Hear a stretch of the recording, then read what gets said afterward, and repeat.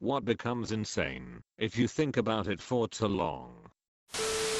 Genitals. Why the heck are we attracted to them?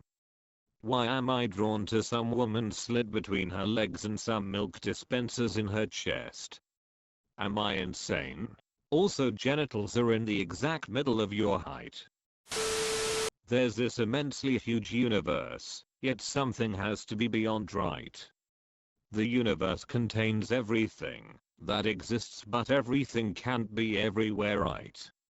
So beyond the farthest star, past the furthest rock, even after the farthest atom, what is there? Is it just infinite nothing? But what would nothing look like? Or what was before the universe? Was there also this nothing? The unimaginable vastness of the universe. If I think about it too deeply, at some point my thought process just kinda hits a brick wall and my mind goes completely blank. It's like some subconscious part of my brain suddenly steps up and says, nope, we're not going there.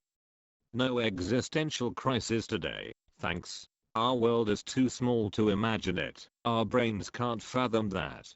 I think it's really cool that our brains are big enough to understand that our brains cannot comprehend the idea of the universe's limits. The morbidity of human anatomy. For example, we see eyes as beautiful in their context. But look behind the eyelids and eyelashes and there we have it. The brutal facts of anatomy staring right at us. This one made me feel weird. The horrifically ugly internal workings of a beautiful human body. I think the fact that it's horrific is a construct stemming from the fear of being split open / exposing the innards. If, somehow, humans were able to be opened and closed at will without damage / pain, I don't think it would be so bad. But because seeing behind the eyeball means something happened to the eyeball, we think horror. Gross. I say this because most folks who study the body see it differently than you or I, seeing beauty inside and out as all the things connect to each other and flow and are colorful. For me, language, I mean there's hundreds of languages. They were all just created from made up noises. We created different languages, sign, Spanish, Latin, Arabic, etc. It's just wild to have so many different ones. Think about this. Korean is counted amongst the couple dozen language isolates of the world. A language isolate is that which has no recognizable linguistic ancestor. There are 77 million native speakers of Korean. All other language isolates together add up to a little over 1 million speakers. Most of those use Kara, Basque. Most of them are less than 1,500 speakers. The Korean language formed from no other known language in history, and is spoken by 77 million people. Korean is the most interesting language to me for that reason alone, but I'm happy that I speak English. Language learning has never been my strong suit. Korean is also fascinating for having a script which Sejong the Great just sat down and devised one day to make written language more accessible. It's really easy to learn too. If you want, you can spend about an hour and learn the whole alphabet and how to put any word together, something that can take weeks to years in other alphabets / languages. Looking at you, kanji. Well, thoughts.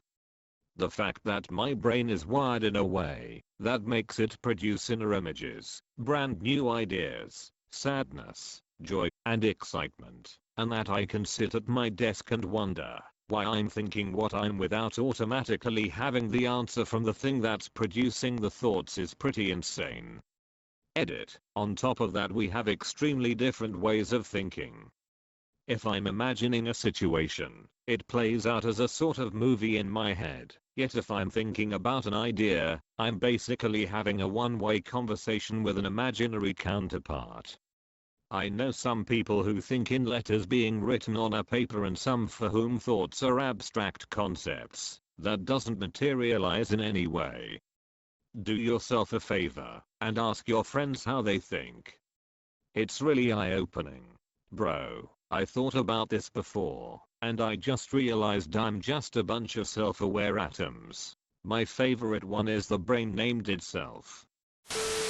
Words. Like, if you think about a word for too long, it just begins to sound funny. Words just look weird after you stare at them for too long, almost like they are spelled wrong or not real words. If you stare at squiggles long enough, that is what they become.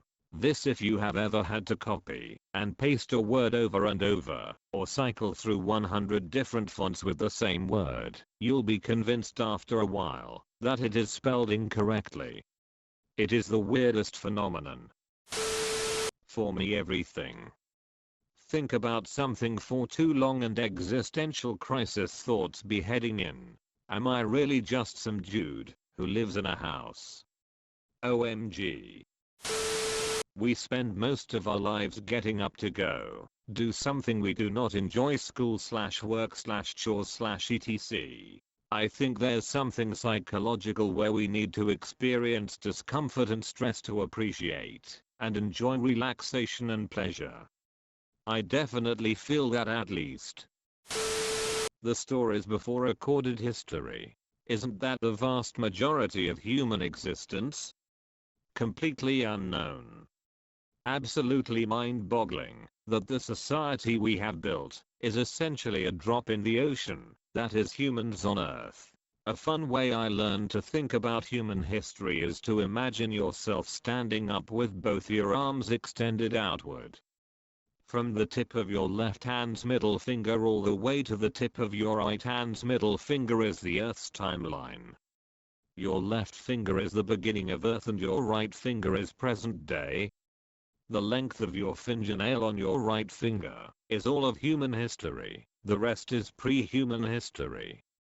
We are but a blink of the eye in the history of our planet. With that in mind, now envision Earth's existence in relation to the rest of the universe. What is going to happen to the memory of you when you die? Eventually no one will be alive who knew you and you will mostly be forgotten. The 3 deaths. Physical death. When your name is no longer spoken. When no one alive ever met you. Today I think there is only one form of death that we will be kept for a long time. Virtual death. All the data from your devices, search history and social media will eventually disappear when the servers are eventually full and they need to erase data for more space. The good part? There is no more evidence about the weird things you googled. The vastness of space. The reason we haven't heard from any other civilizations is mostly likely because shit is just too far away. Too far away in time too. The number of years that humans have existed on this planet is a mere drop in the bucket compared to the lifespan of the entire universe. The likelihood of 2 civilizations in space existing close enough to each other and existing during the same time period is just too damn improbable. Like if Earth is literally the only oasis in the middle of a vast desert, and every other planets with sentient life are in the other continents, separated by oceans. The idea of you not existing before you were born and conceived. Think about where you were 2000 years ago. If you follow that thread too far you get to a point where you realize hydrogen named itself. I'm not big brain enough to understand. Someone bless me with the knowledge. The idea of ownership. It seems self-evident, but it's a pure imaginary human concept.